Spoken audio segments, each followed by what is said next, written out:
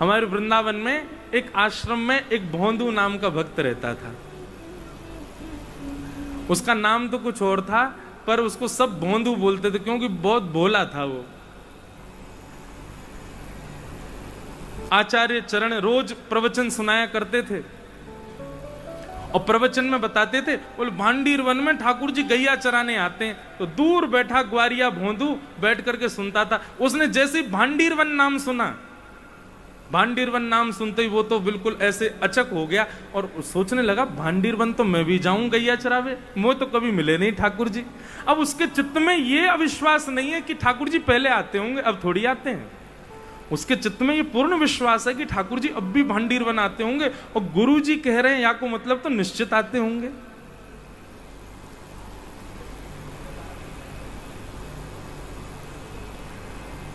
आज जब गैया चरावे गयो भोंदू, अपनी गैयान को छोड़ करके और ढूंढ रहे हो कहां होंगे ठाकुर जी, कहां होंगे श्याम सुंदर। बंधुओं, केवल भोंदू नहीं, कितने वैष्णव ऐसे जिनने ये विश्वास मान लियो कि ठाकुर जी होंगे और वो पहुंच गए। रसखान भी तो ऐसे ही वृंदावन आए, उनको एक चित्र दिखा दिया ठाकुर जी का, तो रसखान बोलो ये बालक कहां मिलेगा, बोले वृंदावन में नंद नंदन को छोड़ा है। याकूब पाने के लिए कहा करना पड़ेगा, बोले गले में कंठी माला पहननी पड़ेगी, बोले ये मिल जाएगा, बोले हाँ मिल जाएगा।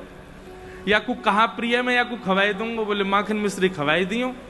तो रसखान तुरंत ही निकल पड़े, ये विचार नहीं किया कि मुझे क्या करना है क्या नहीं करना, उनको विश्वास था कि मिले ही जाएंगे। रसखान बन गए। ऐसे भोंदू ढूंढने लगा ठाकुर जी को, नहीं मिले ठाकुर जी। एक दिन, 2 दिन, 3 दिन, उसका विश्वास इतना कि हो सकता है ठाकुर जी तो आते ही होंगे, मुंह में ही भक्ति ना है, मैं ही ना देख पा रहा हूं लाल जी को। आज उसकी हृदय की गम्यता श्री राधा रमण जी के हृदय को प्राप्त हो गई और श्री ठाकुर जी स्वयं को रोक नहीं पाए। बोले रोज जावे भांडीर वन में ढूंढे मोह कि मैं गैया चरा के आऊंगा, चलो आज चलें। और तभी भोंदू ने देखा कि वन में अत्यंत सुंदर, अत्यंत रसमयी, अत्यंत आकर्षित करने वाली गैयाएं चल रही हैं और उन गैयाओं के बीच में पीली पीतांबरी पहने नील वर्ण के श्याम सुंदर अपने गले में, अपनी पीठ पर एक लाठी टांगे और दोनों हाथन को टांगे उनके बीच में चल रहे हैं। आहा, वो छवि देख करके, वो घुंघराले केश, कल हमारे कृष्णदास भैया आज सुबह ठाकुर जी को सुना रहे हैं ना, कैसा स्वरूप ठाकुर जी का। आहा, हरि कजरारी से जादू की पिटारी पलके, हरि कजरारी से जादू की पिटारी पलके, उनमें मदहोशी भरे,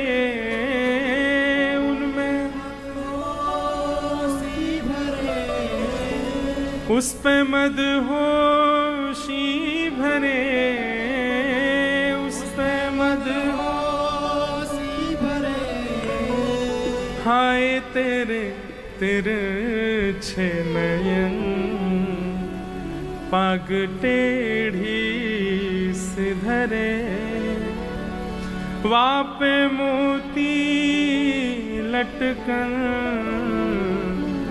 डोले ब्रज कुंजों में, डोले श्री वृंदावन में, झूम के राधा रमन,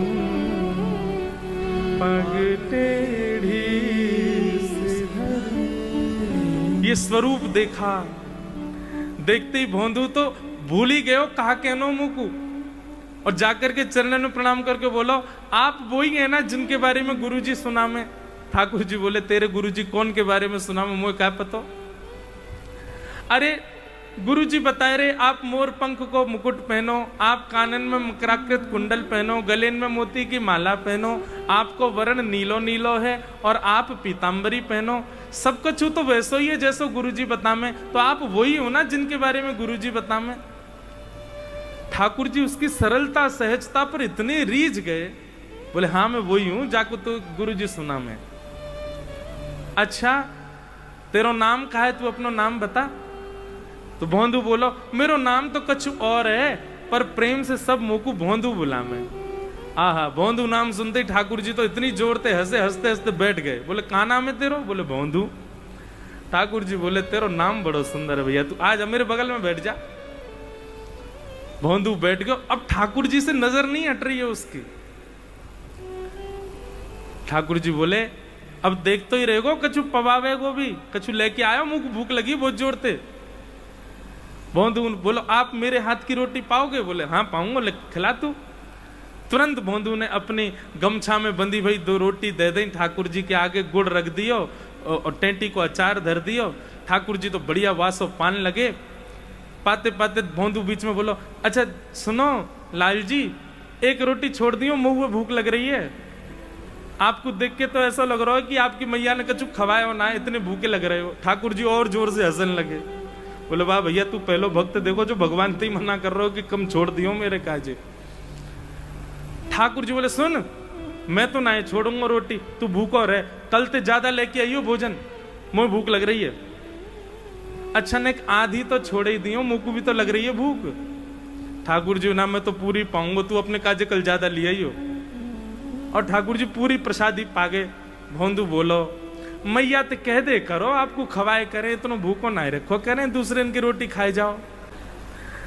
ठाकुर जी बोले कल ते दुगनी लेके आइयो। और भोंदू चला गया। उसने जाके गुरुजी को भी नहीं बताया, उसको लगा गुरुजी और सब बालक तो मिलते ही होंगे ठाकुर जी से, मेरी तपस्या कम थी, मुझको अब मिले हैं। दूसरे दिन जब ज्यादा सामग्री ले जाने लगा रसोई घर से, गुरुजी को पता चली तो गुरुजी ने भोंदू से कहा भोंदू हमको पता चली तुम 2-3 दिन से बहुत ज्यादा सामग्री ले जाते हो, कहां ले जाते हो? भोंदू बोलो गुरुजी मैंने आपको बताई नहीं, पर मेरे भाग्य पिछले 4 दिन पहले ही उदय भये हैं और मैं वन में जाऊं, भांडीर वन में, वही नंद नंदन जिनके बारे में आप सुनाते हो कथा में, वो गैया चराने आते हैं। जैसे ही सुना नंद नंदन गैया चराने आते हैं, गुरुजी बोले भोंदू कौन आते हैं? बोले नंद नंदन, वही जो मोर मुकुट पहनते हैं, पीली पीतांबरी पहनते हैं। गुरुजी उनमें से ऐसी सुंदर सुगंधी आवे मैं आपको कहा बताऊं। और आप जितना सुंदर वर्णन करते हैं ना गुरुजी, बातें तो बहुत गुना ज्यादा सुंदर हैं। मैं तो उनते पहले दिना तो मैं उनको देखते ही रह गया, मेरी सवरी रोटी न खा गए, उनको बड़ी भूख लगे, या हमारे उनके काजे दुगनो लेके जा रहा हूं गुरुजी। तो आचार्य जानते हैं कि कोई और बोले तो मैं विश्वास ना करूं, लेकिन भोंदू बोल रहा है तो इसका मतलब निश्चित ठाकुर जी आते। ये झूठ नहीं बोल सकता, सीधा व्यक्ति झूठ थोड़ी बोल पाता है। ठाकुर जी ने कहा अच्छा भोंदू तो एक काम कर, तू जाइयो ठाकुर जी से कहियो कि चलो हमारे आश्रम, गुरु जी मिलेंगे। भोंदू बोलो मैं लेके आऊं ठाकुर जी को? बोला हाँ तू लेके आ। भोंदू आज गया, ठाकुर जी आए। ठाकुर जी के आते ही भोंदू ने सामग्री रख दी, रोटी सब्जी और अचार रख दिए। ठाकुर जी पान लगे। भोंदू बोलो जय जय, मेरी एक बात मानेंगे आप? ठाकुर जी बोले हाँ बोल। बोले हमारे गुरुजी ने आपको बुलाया है, चलो मेरे संग, गुरुजी के पास चलो। ठाकुर जी बोले देख तू हमारा मित्र, तेरे संग रहेंगे, खामेंगे पीमेंगे डोलेंगे हंसेंगे खेलेंगे। ये तेरे गुरुजी पुरुजी ने मैं ना जानू, मैं नहीं जाऊंगा कोई के पास। गुरुजी के पास जावे की जैसे ही मना करी महाराज। भोंदू बोलो आप मेरे गुरुजी के पास नहीं जाओगे? बोले नहीं जाऊंगा, मैं तेरे गुरुजी जानू ना हूं, और तेरो मित्रों में गुरुजी को मित्र थोड़ी हूं, उनके पास नहीं जाऊंगा। भोंदू बोलो अंतिम बार पूछ रहा हूं चलोगे कि नहीं? ठाकुर जी बोले नहीं मैं तो नहीं जाऊंगा। इतने में भोंदू ने ठाकुर जी के आगे से सब रोटी वोटी सब उठाए लें। ठाकुर जी बोले जे क्या कर रहे हो? बोले जे भी गुरु जी के यहाँ की बनी है इनको भी मत पाओ। और सुनो, ये आधी रोटी आपके हाथ में जो ये मुँह दो लो छीन ली ठाकुर जी थे, ये मत खाओ, ये गुरु जी के यहाँ बनी भई है। हमारे गुरु जी से बैर करोगे तो हम भी आपसे कोई संबंध नहीं रखेंगे। ठाकुर जी बोले भैया ऐसो काई गुरु उठ रहा, तोते तो मिल रहे हैं ना, हम तेरे संग तो बैठे हैं ना हम। बोले मेरे संग बैठे हुए थे, कहा है आपने मेरे गुरुजी की बात को अनादर कर दियो। अरे गुरुजी ने जीवन में पहली बार एक काम दियो मुझको, गई गौ सेवा के अलावा, और वहां में भी मैं इतना ना कर पाया कि आपको लेके जाऊं। धीरे धीरे फिर कहते ठाकुर जी चले चलो ना, गुरुजी बड़े बढ़िया है मेरे, उनकी वजह से तो आप मिले हो मुझको। ठाकुर जी बोले हम नहीं जाएंगे। भोंदू बोलो नहीं जाओगे? बोले नहीं जाएंगे। तो भोंदू बोलो हमारे गुरु जी के पास नहीं जाओगे तो हम भी आपके पास नहीं आएंगे। और सुनो, कल ते आप अपनी गैया लेके कहीं और जाइयो, इतकू मत आइयो, क्योंकि अब यहां मैं गैया चरावे आऊंगा, और जहां मेरी गैया आवेंगी, अगर आपकी गैया आ गई तो मैं अपनी गैयान को आपकी गैया से लड़वा दूंगा।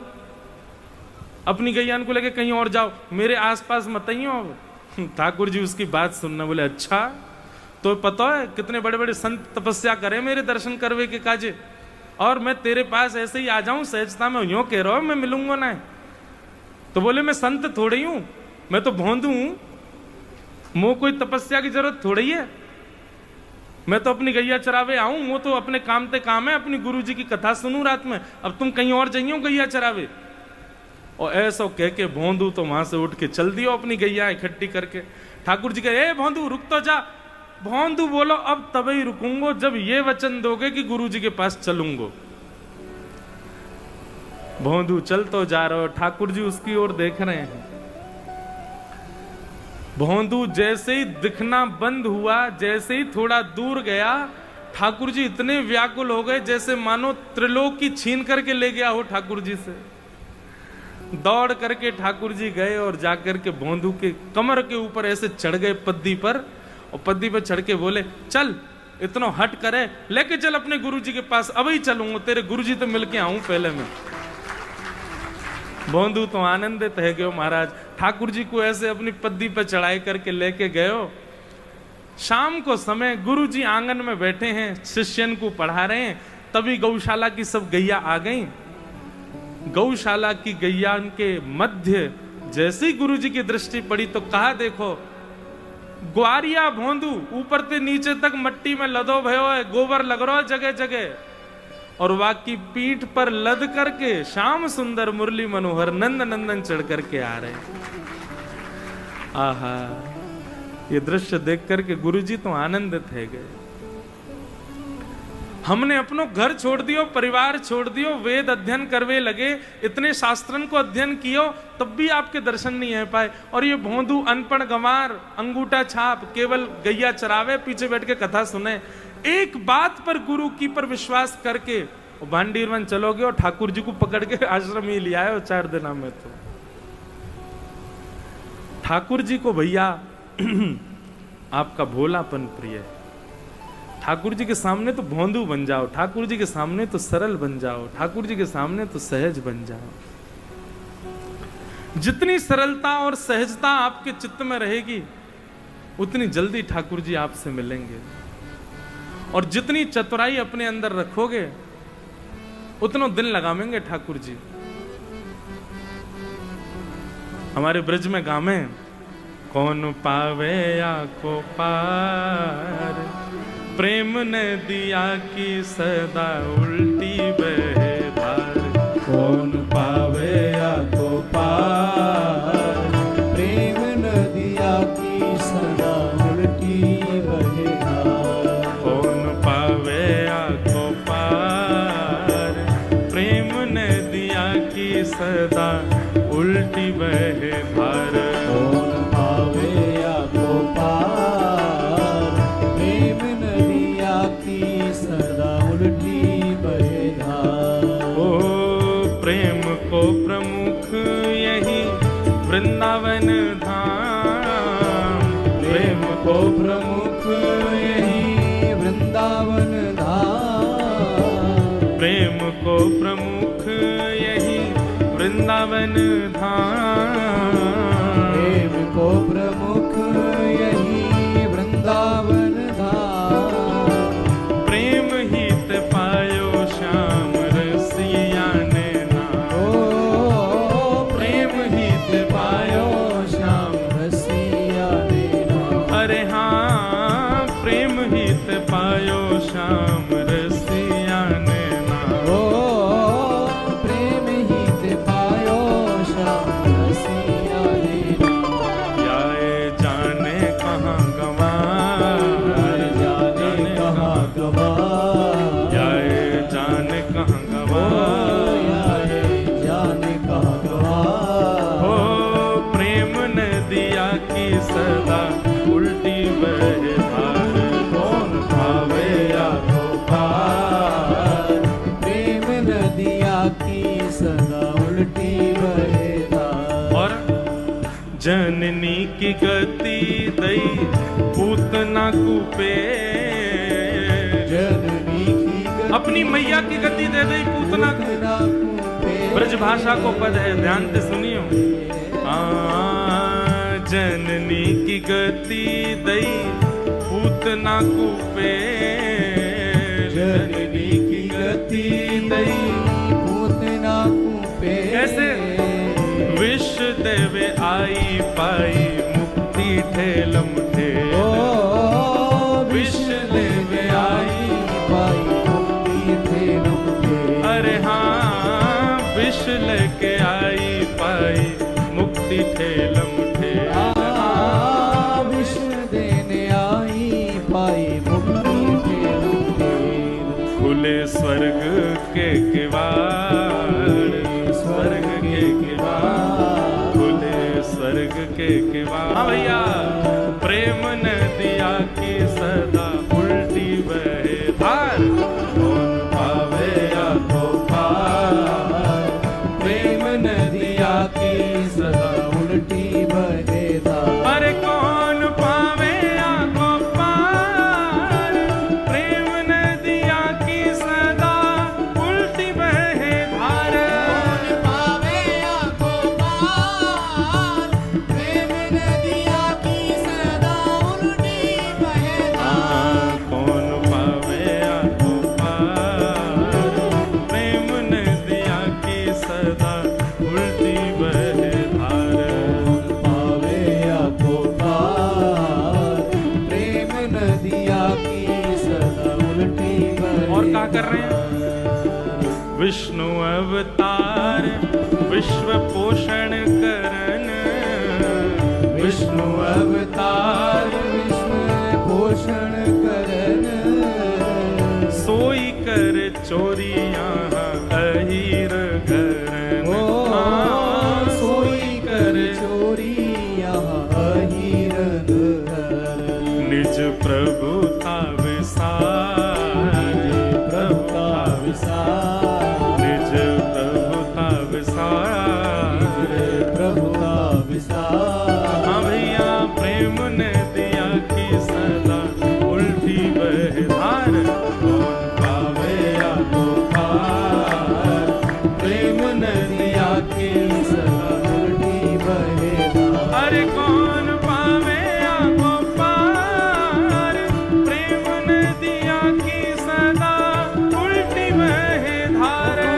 पावे या को पार।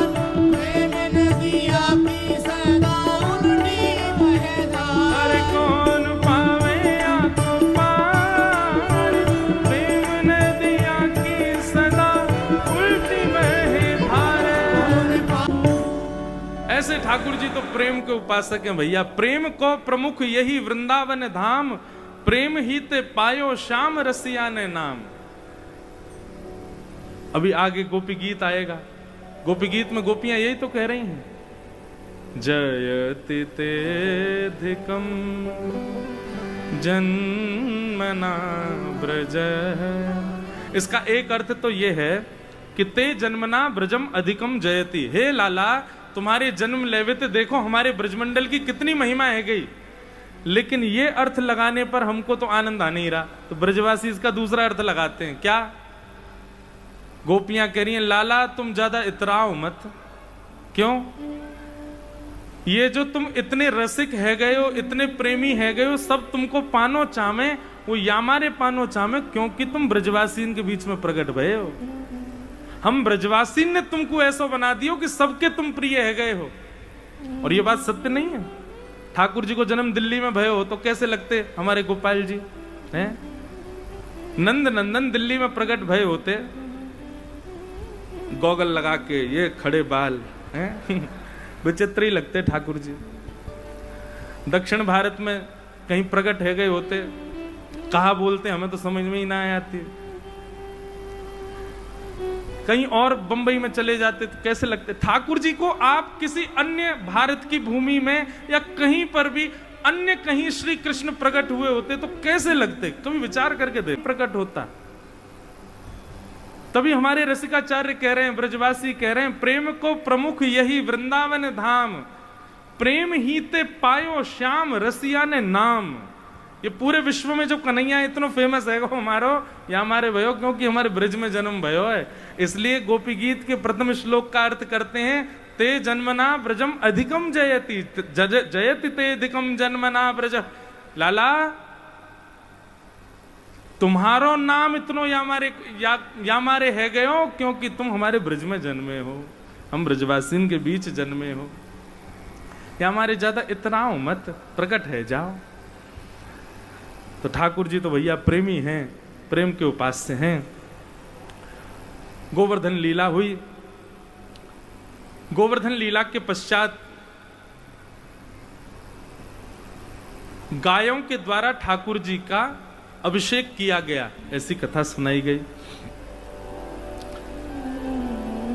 नंद बाबा को पकड़ करके वरुण के सब दूत ले गए, ऐसी कथा आती है। और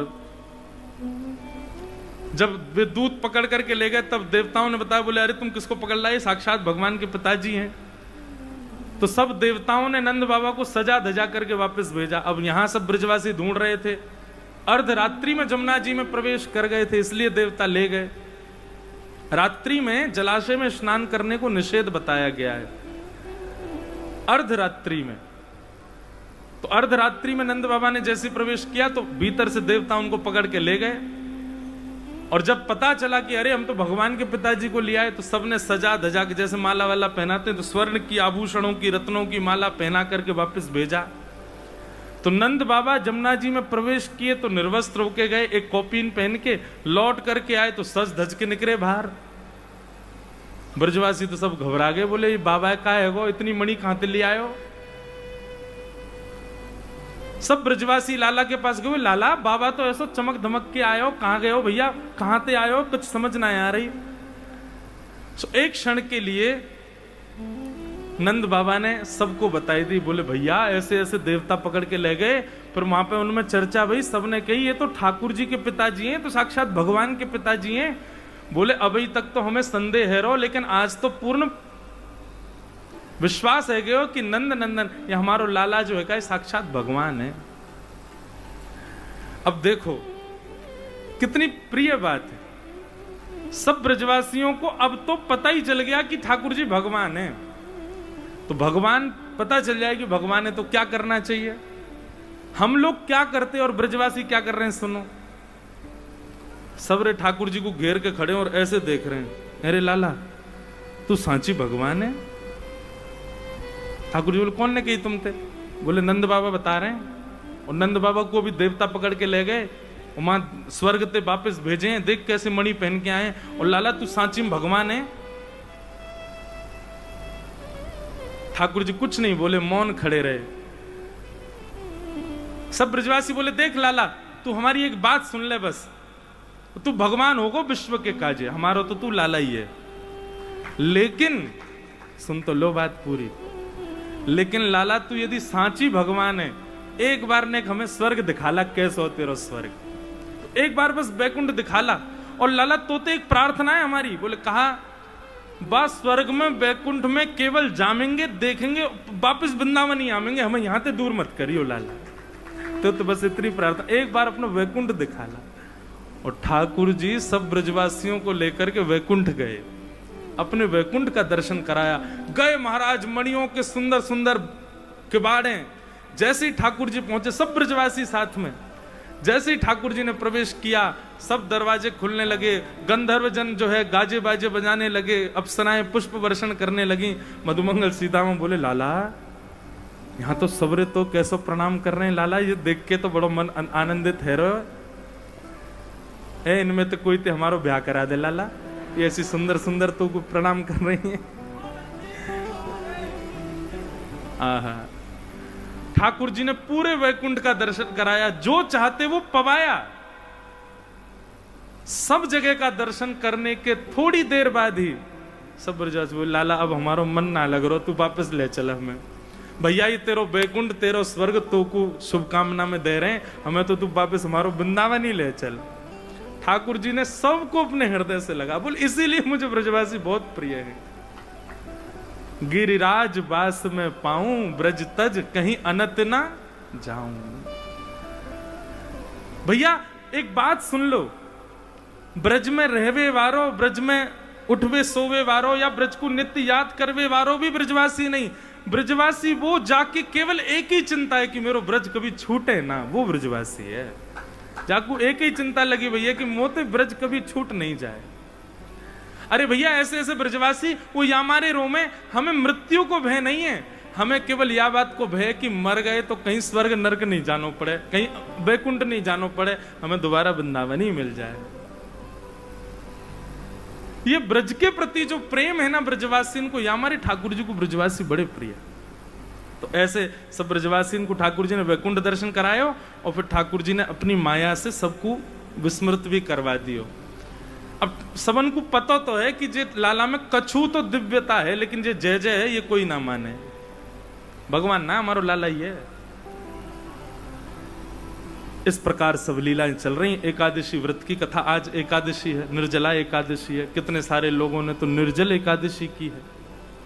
भैया ये एकादशी जो है ना, ये भगवत प्राप्ति को एक साधन। वैष्णव की 3 निष्ठा, तुलसी निष्ठा, नाम निष्ठा और एकादशी निष्ठा। अपने परंपरानुसार, अपनी रीति अनुसार, अपने भावानुसार आप एकादशी को व्रत करो। और कई परंपरा में एकादशी नहीं है तो वहां पर उनके भाव जो उनके आचार्य ने, गुरुजनन ने और उनके संप्रदाय ने बताए, वहां को सम्मान करो। अब यहां पे वृंदावन में कई बार ऐसा हुआ, अब गौड़िया वैष्णव हैं, रामानुजी हैं, वल्लभ कुली हैं, वे सब तो रखे हैं एकादशी, और हरिदासी और हरिवंशी में एकादशी को भाव नहीं।